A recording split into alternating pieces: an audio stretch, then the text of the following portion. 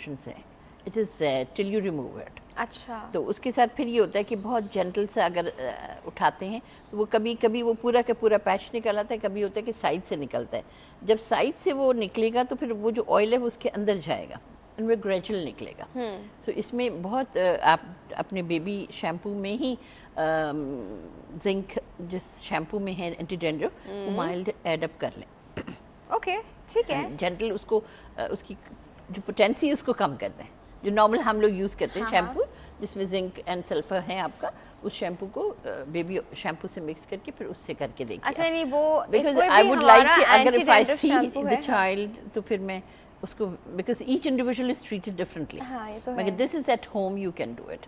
आप Without sandal looking lavender at it, and जो अभी बता सकती हूँ कि नॉर्मल जो बेबी शैम्पू, नॉर्मल जो बेबी शैम्पू उसमें थोड़ी सी क्वांटिटी हमने अपने जो शैम्पू होता है एंटी डैंड्रफ उसकी मिला दी। एंटी डैंड्रफ जिसमें जिंक एंड सल्फर, अच्छा, नॉट सैलिसिलिक एसिड।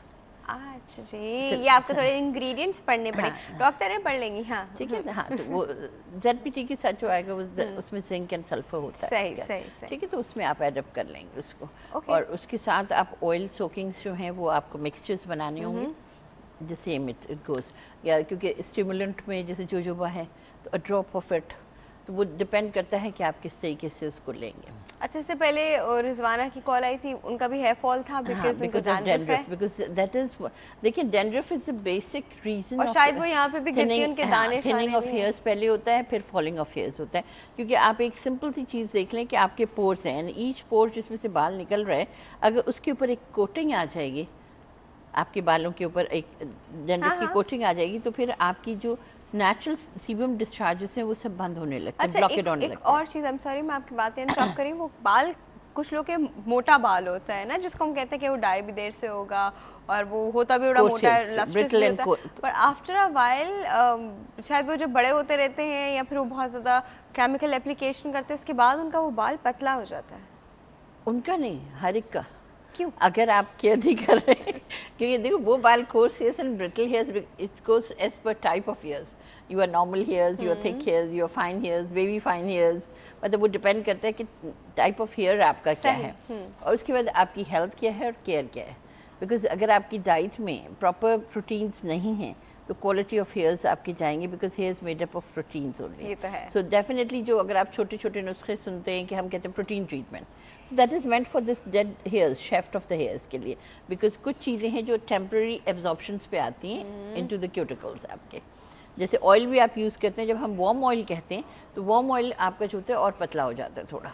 हाँ, तो फिर वो आपके क्यूटिकल्स के अंदर डिपॉजिट्स होता है। व्हेन यू शैम्पू, ऊपर से शैम्पू हो जाता है, जो क्यूटिकल के अंदर जाता है वो एडहेसिव कर देता है, so you get a shine into your hairs.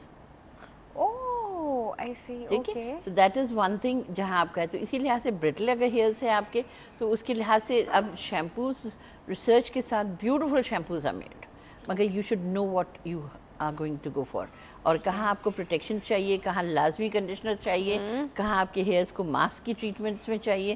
So this is one thing which we should know, और इसको मैं कहती हूँ प्रॉब्लम समझो। इन द बिगनिंग सबकी माइल्ड डैंड्रफ होती है, फिर बॉल्डनेस तक चली जाती है। तो दैट इज़ वन थिंग कि अच्छा भाभी, मैं आपसे ये पूछना चाहूँगी, वो बहुत कॉन्सेप्ट है जी हमारे सैलून्स में उसका प्रोटीन ट्रीटमेंट का। What is this protein treatment? देखो वो बालों को पकड़ के ठक ठक ठक ठक ठक ठक ठक ठक यूं काट रहे होते हैं। Basically your hair is made up of protein, हाँ, ठीक है, मगर वंस हमारे यहाँ ये कि once hair is out from the root, इसकी से तुम कंडीशन इम्प्रूव कर सकते हो। जो हम कहते हैं ना बाल ग्रो क्या करेगा, तो सिर्फ इसके ऊपर वो नहीं होगा, इसकी कंडीशन इम्प्रूव करता है protein treatment. But if you have a problem dandruff, then you need the scalp treatment. वहाँ जैसे स्कैल्प की ट्रीटमेंट होती है, पीलिंग ऑफ, जैसे फेशियल ट्रीट होता है ऐसे स्कैल्प का पूरा ट्रीटमेंट है। इसके beautiful ampoules are there to maintain your PH. After shampoo leave ons हैं आपके, एम्प्यूल्स हैं, टॉनिक्स हैं। जो वो कहते हैं आफ्टर शैम्पू लीव ऑन कोई चीज़ यूज़ नहीं करनी चाहिए। आपके बिल्कुल नहीं, ऐसी कोई मतलब beautiful tonics are there for your scalp to keep it moisture. जैसे आप लगाते हो एक क्रीम फेस के ऊपर, इसी तरीके से हेयर के लिए आपके हेयर टॉनिक्स हैं जो आप लगा के छोड़ते हैं, which helps the pH to hair tonic तो बहुत ऑयली होते हैं। Not all of them. जो ट्रीटमेंट में हैं एम्प्यूल्स हैं इसके, तो वो भी हैं, they are there। मगर ये है ना कि किसको चाहिए क्या चीज़। जिसका ऑलरेडी ऑयली है और वो लगाएगा तो उसके लिए मेंट नहीं करता ना। अब सल्फर शैम्पू से लगाते हैं, they are in a form of cream, हाँ ठीक है, they are in a form of achar. तो वो आप जब सल्फर शैम्पू करते हैं डैंड्रफ के लिए, तो आप शैम्पू करके मसाज इन करके you leave on, you leave it there for 3 to 5 minutes, then you rinse off. So उसकी पेनिट्रेशन थोड़ी सी स्कैल्प में होती है। ओके और फिर आप उसी के मास्क या कंडीशनर देंगे तो वो स्कैल्प के अंदर थोड़ी पेनिट्रेशन है। सो वो जब तक नेक्स्ट शैम्पू आपका होता है तो scalp is having a little sulphur into it, it helps you there. It helps you there. और वो ये कि अल्कलाइन ज़्यादा नहीं फिर आप यूज़ करेंगे जब ड्राइनेस है, ठीक है। तो जो पहले ज़माने में होता था लास्ट रिंस आप कहते थे कि लेमन डाल के ड्रॉप्स या सिरका डाल के कर लें, because definitely when it is high alkaline तो आपकी क्यूटिकल्स के अंदर सब चीज़ें डिपॉजिट्स होती हैं, you lose the shine as well. ठीक है, तो जब आप लास्ट रिंस एसिडिक कर लेते हैं तो पीएच ज़रा चेंज हो जाएगा। सही। अच्छा एक कॉल है हमारे पास, वो अटेंड करते हैं जी। अस्सलाम वालेकुम। वालेकुम अस्सलाम।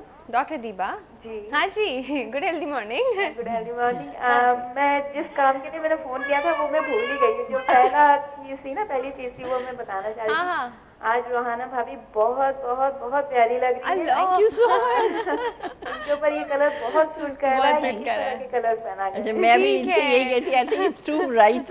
No no it's very nice, it's very nice. इससे पहले आप लाइट कलर में आई थी, उसमें भी बहुत अच्छी लग रही थी, लेकिन ये कलर है इसलिए अच्छा लग रहा है। Thank you so अल्लाह सा Thank याद और रहेगा। आपके ऊपर ये जो मस्टर्ड सा कलर है, रेडिश मस्टर्ड कलर है, ये बहुत प्यारा लग रहा है आपके ऊपर। और आप टाइप बालों में बहुत अच्छी लग रही है। Thank you so much. Thank you, बस यही कहना था। Thank you so much. Sweet. अच्छा वो पता है क्या, सेगमेंट का टाइम भी खत्म हो गया, तारीफों के ऊपर खत्म हुआ तो बड़ा अच्छा लग रहा है। लेकिन जी बालों पे बहुत ज्यादा डिस्कशन रह गई जी, बहुत बातें और भी एक काम करते हैं जी, अगले हफ्ते भी जो हम बालों पे ही बात करने वाले हैं। अभी हम अभी We can give few recipes and few oil mixings जो आप घर पे कर सकते हैं। ड्राई डैमेज बालों के लिए भी, स्प्लिट एंड्स के लिए बहुत सारी चीज़ें जी रह गई है, हम डेफिनेटली उन पे बात करते हैं। नेक्स्ट ट्यूसडे को उस चीज़ पे रखते हैं। अच्छा जी अभी तो बिल्कुल ब्रेक का टाइम है। Thank you so much for coming भाभी, thank you so much for coming and you are actually may looking very nice. Thank you so much. Actually may looking very nice. Okay जी viewers वक्त हो गया एक छोटे से break का। Break के बाद हम बात करने वाले हैं मल्टीपल पर्सनालिटी डिसऑर्डर पे पैथोलॉजिकली। आप लोग कहीं नहीं जाएगा, विल बी राइट बैक।